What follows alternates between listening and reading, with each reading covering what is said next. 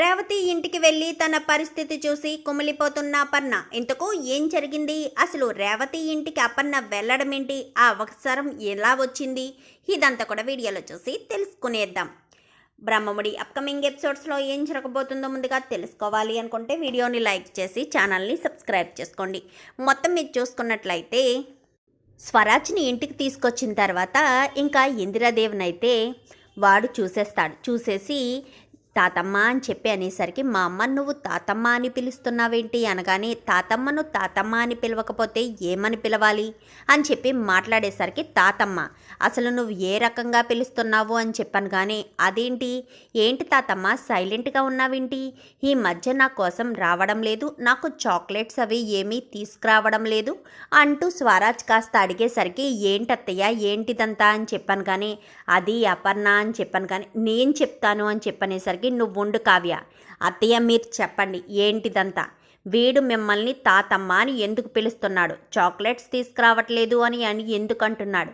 వీడికి మీకు ఏంటి సంబంధం అత్తయ్య? అసలు వీడు ఎవరి పిల్లడు అని చెప్పాను. కానీ అది అపర్ణ, వీడు అని చెప్పనేసరికి, మీ అమ్మ పేరేంటి అని చెప్పాను. కానీ అమ్మ, నాన్న పేరేంటి? నాన్న కాదురా, మీ అమ్మ నాన్నల పేరేంటి అని చెప్పనేసరికి, రేవతి జగదీష్ అని అప్పుడు విషయం బయట పెట్టేస్తాడు. ఒక్కసారిగా అపర్ణ షాక్ అయిపోతుంది. ఏంటి, మీ అమ్మ నాన్న రేవతి జగదీష్ అని చెప్పనేసరికి, అవును ఫ్రెండు అని చెప్పనేసరికి, ఇంకా అపర్ణ ఇంకెప్పుడు నా కంటికి కనిపించకు అని చెప్పి ఒక్క తోపు తోసేయడంతో కింద పడిపోతాడు. ఏంటపర్ణ నీకేమన్నా పిచ్చా ఏంటి? నచ్చితే నెత్తి మీద పెట్టుకుంటావు, నచ్చకపోతే ఎలా తోసేస్తావా? వాడు ఏం తప్పు చేశాడు? తప్పు చేసింది వాళ్ళ తల్లిదండ్రులు, అయితే వాడేం తప్పు చేశాడు అనగానే, వాడు తప్పు చేసినట్టే అత్తయ్య అని చెప్పనేసరికి వాడు ఏడుస్తూ ఉంటాడు. అసలు వాడు ఏం తప్పు చేశాడు? వాళ్ళ తల్లిదండ్రులు చేసిన తప్పుకి వాడిని తోసేసావు. వాడికి ఏమన్నా దెబ్బ తగిలితే వాడిని నెత్తి మీద ఎక్కించుకున్నావు, ఎత్తుకుని తిప్పావు, భోజనం తినిపించావు. మరి ఇప్పుడేంటి ఇలా చేస్తున్నావు అని చెప్పాను. కానీ వాడు రేవతి కొడుకు అన్న విషయం నాకు ఎప్పటి వరకు తెలీదు. రేవతి కొడుకు అంటే నా ఇంటి దరిదాపుల్లో కూడా వాడిని రానిచ్చేవాడిని కాదు అని చెప్పాను. కానీ వాడు ఈ ఇంటికి వచ్చే హక్కు అధికారం ఉంది అనగానే, హక్కు ఉందా, అధికారం ఉందా? ఎలా ఉంటుంది అత్తయ్య? నేనే నా కూతురు చచ్చిపోయింది అని అనుకుంటుంటే మీరేంటి హక్కు అధికారం ఉందని చెప్తున్నావు? ఏంటపర్ణ, దాన్ని ఎంతో ప్రేమగా చూసావు, అల్లారు ముద్దుగా గుండెల మీద పెట్టుకుని పెంచుకున్నావు. అలాంటిది అక్కడ ఎన్ని కష్టాలు అనుభవిస్తుందో నీకు తెలుసా? అసలు నీ కూతురు జగదీష్ని ప్రేమించింది. అంత సడన్గా మీకు చెప్పకుండా, నీతో ఒక్క మాట కూడా చెప్పకుండా తన సొంతానికి నిర్ణయం ఎలా తీసుకుందనుకున్నావు? దానికి ఒళ్ళు కొవ్వెక్కి తీసుకుంది అత్తయ్య అని చెప్పాను. కానీ కాదు, ఇదంతా రుద్రాని కుట్ర అని చెప్పనేసరికి ఒక్కసారిగా రుద్రాని షాక్ అయిపోతుంది. ఏం మాట్లాడుతున్నారు అత్తయ్య అని చెప్పాను. కానీ నిజం మాట్లాడుతున్నాను, ఇన్ని రోజులు మనకెవరికీ తెలియని నిజం. జగదీషు అటు రేవతి ఇద్దరు ప్రేమించుకున్నారన్న విషయం రుద్రానికి తెలిసి, మీ అమ్మ నాన్న ఇలానే ఉంటే మీ ఇద్దరిని విడదీసేస్తారు, జగదీష్ని చంపేస్తారు, నువ్వు వెళ్ళి పెళ్లి చేసుకుని వచ్చే, అప్పుడు మీ అమ్మ నాన్న పెళ్ళికి ఒప్పుకుంటారు, లేదంటే జగదీష్ని నిన్ను విడదీస్తారని చెప్పి తను ధైర్యం చెప్పినట్టు చెప్పి, కావాలంటే నేను నీకు సపోర్ట్ చేస్తానని మోటివేషన్ చేసి మరీ రేవతికి అంత ధైర్యాన్ని నింపింది. తీరామోసి రేవతి పెళ్లి చేసుకుని ఇంటికొచ్చాక నిన్ను రెచ్చగొట్టి వాళ్ళని నీ చేతే బయటికి గెంటేసేటట్టు చేసింది రుద్రాని ఎందుకు ఇదంతా చేస్తుంది? ఎందుకోసం చేస్తుంది? తన కొడుక్కి ఆస్తిలో వాటా తగ్గకుండా ఉండడం కోసం, ఆ సోమర్పోతుకి ఆస్తిలో వాటా రావడం కోసం నీ కూతుర్ని బలి తీసుకుంది రుద్రాని. నువ్వు దాని మాటలకు వంత పాడుతూ, అది ఏం చెప్పినా చేస్తూ, అది చెప్పినట్టల్లా వింటూ నీ కూతుర్ని ఇంట్లోంచి బయటకు గెంటేశావు. అక్కడ అది ఏ పొజిషన్లో ఉందో తెలుసా? ఇక్కడ మహారాణిలా పెరిగింది, అక్కడ అది దీన స్థితిలో ఉంది. ఒక్కసారి వాళ్ళ ఇంటికి వెళ్ళి చూస్తే నీ కళ్ళల్లోంచి నీళ్లు రాకపోతే అప్పుడు అడుగు. చూడపర్ణ, తప్పులు చేస్తారు పిల్లలు, తప్పులు చేయకపోతే పెద్దవాళ్ళు చేస్తారా? పెద్దవాళ్ళు తప్పులు చేస్తారు, పిల్లలు తప్పులు చేస్తారు. సుభాష్ తప్పు చేయలేదా? నువ్వు క్షమించి నీ భర్తగా యాక్సెప్ట్ చేయలేదా? మరి అలాంటిది రేవతి ఏం తప్పు చేసింది? ప్రేమించడానికి స్థాయి, కులం, మతం అవేమీ చూసుకోరు. రేవతికి జగదీష్ నచ్చాడు, జగదీషు అమాయకత్వం నచ్చింది. అందుకే జగదీష్ని పెళ్లి చేసుకుంది. ఈ రోజు వరకు అది లేవరికంలో ఉందన్న మాటే తప్ప జగదీష్ దాన్ని ఎప్పుడు కూడా బాధ పెట్టలేదు. ఆస్తి అంతస్తు ఉంటేనే కాదు కదా సంతోషంగా ఉండేది. ఆస్తి లేకపోయినా సంతోషంగానే ఉన్నారు. కానీ నీకు దూరమైందని, నిన్ను బాధ పెట్టిందన్న బాధ ఎప్పటికీ రేవతికి ఉంది. ఒక్కసారి వెళ్ళి చూడప్పన్న వాళ్ళు ఏ దినస్థితిలో ఉన్నారో. స్వరాజ్ని ఒక్క తోపు తోసేశావు. వాళ్ళ తమ్ముడి మీద ప్రేమతో అది వాళ్ళ తమ్ముడు పేరుని దాని కొడుకుకు పెట్టుకుంది స్వరాజ్ అని. అర్థమవుతుందా? ఒక్కసారి వెళ్ళి చూడు. నీ మనసు, కన్నతల్లి మనసు కొంచెం కూడా హర్షించట్లేదా? ఈ రుద్రాని లాంటి పాపిష్టిదాన్నే ఇంట్లో పెట్టుకున్నప్పుడు నీ కన్న కూతురు ఇంట్లో ఉంటే తప్పేంటి? నువ్వేదైనా చెయ్యాలి, చెందాలి, కోపం చూపించాలి అంటే ఈ పాపిష్టిదానికి చెప్పు. ఇదే కదా వాళ్ళ పెళ్లి చేసుకోవడానికి దారి తీసేటట్టు చేసింది.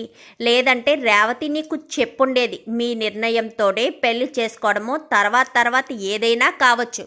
కానీ ఈ రుద్రాని లాంటిది ఇంట్లో ఉండడం వల్లే ఇదంతా జరిగింది. నీకేమన్నా కోపం పగ తీర్చుకోవాలంటే రుద్రాని మీద తీర్చుకో. ముందొక్కసారి రేవతి దీనస్థితి చూడు, అప్పుడు మాట్లాడు. రేవతి ఎన్ని కష్టాలు అనుభవిస్తుందో నీకేం తెలుసు?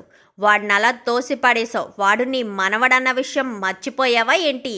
అంత దారుణంగా ప్రవర్తిస్తున్నావు. ఎప్పటికప్పుడు నీకు చెప్పాలని అనుకుంటున్నాను. అవును, అది ఇంట్లోంచి వెళ్ళిపోయినప్పటి నుంచి దాన్ని నేను చూడడానికి వెళ్తున్నాను. ఎప్పుడు వెళ్ళినా డబ్బులు తీసుకువెళ్తూనే ఉంటాను. కానీ అది ఎప్పుడూ నా దగ్గర ఒక్క రూపాయి కూడా తీసుకోలేదు. ఎంత దీన స్థితిలో ఉన్నా అది నాకు ఇది కావాలి నానమ్మ అని నోరు తెరిచి కూడా అడగలేదు. ఇక్కడ ఎంతలా పెరిగింది? పట్టు పరుపుల మీద పడుకుంది. కానీ అక్కడ ఎంతో బాధలో ఉంది. అయినా సరే తన భర్తతో సంతోషంగా ఉంది. వెళ్ళు అపర్ణ, వెళ్ళి నీ కూతుర్ని నువ్వు తీసుకురా. ఈ రుద్రాని లాంటి దాని మాటలు విని దాని జీవితం నాశనం చేసుకుంది. దాని పంతమే నెగ్గాలని రుద్రాని అలా ప్లాన్ చేసింది. మరి నువ్వు కూడా దాని పంతమే నెగ్గేటట్టు చేస్తావా? వెళ్ళపర్ణ అని చెప్పనేసరికి వాడి కింద పడిపోయి ఏడుస్తూ ఉంటాడు. కావ్య వాడిని దగ్గరికి తీసుకునేసరికి ఇంకా అపర్ణ కాస్త కళ్ళల్లో నీళ్లతో ఇంకా వాడిని 2 చేతులు పెట్టి చాచి అడిగి రమ్మనేసరికి వాడు రానంటాడు. వెళ్ళు అనేసరికి ఇంకా అప్పుడు వాడు వెళ్ళేసరికి వాడిని గట్టిగా పట్టుకుంటుంది. వదిన అనగానే వాడిని ఎత్తుకునే చంప చెల్లు అనిపిస్తుంది. ఏమండి అని చెప్పనేసరికి పదాపర్ణ అని ఇద్దరు, ఇటు కావ్య రాజులు నలుగురు వెళ్తారు. వెళ్ళేసరికి ఎక్కడ ఓ కావ్య అని చెప్పాను కానీ రెండత్తయ్య అని సందు ఇరికిరుకురు సందు మొత్తం అన్నీ తెప్పి తీసుకువెళ్ళి ఎక్కడ ఉంటుందా అనగాని అవునత్తయ్య అని చెప్పి లోపలికి తీసుకువెళ్ళేసరికి ఒక చిన్న బస్తీలో ఒకే ఒక్క గది ఉంటుంది. ఆ గది బయట ఒక హాల్ లాంటిది. అక్కడే పడుకోవడం అంతా కూడా. అదంతా చూసి ఒక్కసారిగా షాక్ అయిపోతుంది అపర్ణ. కళ్ళంట నీళ్ళు తెచ్చుకుంటుంది. అమ్మ అని చెప్పనేసరికి ఇంకా వాడిని కిందకి దించి కంగారు పడుతుంది. ఒక పక్క టెన్షన్ పడుతుంది. తన తల్లి ఇక్కడికి వచ్చినందుకు ఆనందపడుతుంది కూడా. ఇంకా అలా పడేసరికి ఇంకా దగ్గరికి రావడంతో చాలా సంతోషపడుతూ చాలా హ్యాపీగా అయితే ఫీల్ అవుతుంది అపర్ణ ఇటు రేవతి అందరూ కూడా నువ్వు ఇలాంటి దీనస్థితిలో ఉండడానికి వీల్లేదు, మన ఇంటికి వెళ్ళిపోదాం రా అని చెప్పనేసరికి నిజంగానే మనస్ఫూర్తిగానే నన్ను క్షమించి రమ్మంటున్నావమ్మా అని చెప్పాను. కానీ నువ్వు నాకు ప్రాణమే, నువ్వంటే నాకు ఇష్టం ఉండదా? మీ నాన్న నీ మీద పంచప్రాణాలు పెట్టుకున్నారు. నాకు నీ తమ్ముడి మీద ప్రేమ ఉన్నా నీకు మాత్రం మీ నాన్న అంటేనే ఇష్టం. నాకు నువ్వు ఇష్టమే, మీ తమ్ముడు ఇష్టమే. ఇద్దరిని 2 కళ్ళలా చూసుకున్నాను. అలాంటిది నువ్వు మోసం చేసి ఒక డ్రైవర్ని చేసుకున్నావనే బాధే తప్ప వేరే ఉద్దేశమేమీ లేదు. కానీ ఇందాకే మీ నాన్నమ్మ చెప్పింది ఇదంతా రుద్రాని వల్లేనంట కదా, రుద్రాని చెప్పడం వల్లేనంట కదా అనగాని అత్త చెప్పింది. కానీ నేను ప్రేమించాను కదమ్మా అనగాని ప్రేమించడం తప్పు కాదు కదా, ప్రేమకు స్థాయి, కులం, గోత్రం ఇవేమీ అవసరం లేదు కదా అని చెప్పి అపర్ణ కాస్త అనేసరికి నన్ను క్షమించండి అనగానే నువ్వే మమ్మల్ని క్షమించాలి బాబు, నిన్ను ఎంతగానో బాధ పెట్టాము, పదండి మన ఇంటికి వెళ్ళిపోదామని వాళ్ళని కాస్త సరాసరి ఇంటికి తీసుకొచ్చేసరికి ఇంకా రుద్రాని నీకు 24 గంటలు సమయం ఇస్తున్నాను. నీ అంతట నువ్వే ఇంట్లోంచి వెళ్ళిపోతే బాగుంటుంది. లేదంటే నేను మెడపట్టి బయటికి గెంటే పరిస్థితి వస్తే తర్వాత నీ విషయం ఎలా ఉంటుందో కూడా నువ్వు ఊహించలేవు అర్థం చేసుకో అని చెప్పి ఇంకా రుద్రానికి కాస్త గట్టిగా వార్నింగ్ ఇస్తుంది ఇంకా అపర్ణ అయితే. ఇంకా వీళ్ళని తీసుకొచ్చి వీళ్ళకి ఒక గది ఇచ్చి గదిలో అన్ని ఏర్పాట్లు చేసి ఇక మీదట నువ్వు ఇక్కడే ఉండొచ్చు బాబు, నీకు ఏదో ఒక వ్యాపారం పెట్టిస్తాము అని చెప్పి ఇంక సుభాష్ అయితే చెప్తాడు. చెప్పేసరికి అలాగేనండి అని చెప్పాను, కానీ అండి ఏంటి మామయ్య అని పిలు అని చెప్పనేసరికి సరేనండి అని చెప్పాను, కానీ అదిగో మళ్ళీ అండి అంటున్నావు అనగానే లేదు మామయ్య అని చెప్పి మామయ్య గారు అని చెప్పి మాట్లాడతారు. ఇంకా అపర్ణ అయితే ఉదయం లేచినప్పటి నుంచి ఇంకా స్వరాజ్తోనే ఉంటుంది. స్వరాజ్ ఇంకా అపర్ణ దగ్గరే పడుకుంటాడు. చాలా సంతోషపడిపోతుంది. మొత్తానికైతే అమ్మమ్మ గారు మొత్తానికి వదిన గారిని ఇంటికి తీసుకొచ్చేసారనమాట అని చెప్పాను, కానీ లేదంటే అపర్ణతో అలా మాట్లాడకపోతే అపర్ణ మనసు కరగదు కావ్య, అందుకే అపర్ణతో అలా మాట్లాడి తన మనసును కరిగేటట్టు చేశాను. లేదంటే ఎన్ని రోజులు రేవతిని దూరం పెడుతుంది. రేవతి కావ్యరాజులిద్దరూ కూడా చాలా హ్యాపీగా ఫీల్ అవుతారు. కళావతి గారు ఇప్పుడు మీరు చాలా హ్యాపీగా ఉన్నట్టున్నారు అని చెప్పాను, కానీ అవునండి చాలా హ్యాపీగా ఉన్నారు, ఎందుకంటే అమ్మమ్మ గారు అత్తయ్య గారితో మాట్లాడి మొత్తానికైతే మీ అక్కగారిని ఇంటికి తీసుకొచ్చేసారు అని చెప్పాను, కానీ అవును కళావతి గారు నేను అందరినీ వరుసలు పెట్టి పిలుస్తున్నాను కదా, మరి మీరు అపర్ణనమ్మని అపర్ణమ్మ అని అత్తయ్య అని పిలుస్తున్నారు అంటే మీరు నాకు ఏమవుతారు అని చెప్పాను, కానీ ఏమవుతాను కళావతి గారు అని పిలుస్తున్నారు కదా అని చెప్పాను, కానీ చూడండి కళావతి గారు రేపు ఉదయాన్నే మీకు నా మనసులో మాట ఏంటో చెప్తాను.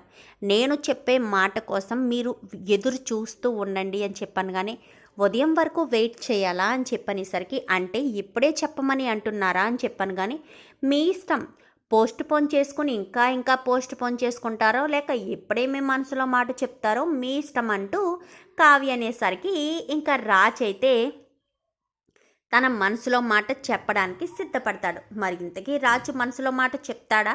కావ్యరాజులిద్దరూ ఎప్పుడొకటవుతారు? యామిని ఆట ఎప్పుడు కట్టిస్తారు? చూద్దాం. మరి రాబోయే ఎపిసోడ్స్లో ఇలాగే జరగాలని మీరు కూడా కోరుకుంటే వీడియో నచ్చితే లైక్ చేసి ఛానల్ని సబ్స్క్రైబ్ చేసుకోండి. Thank you for watching.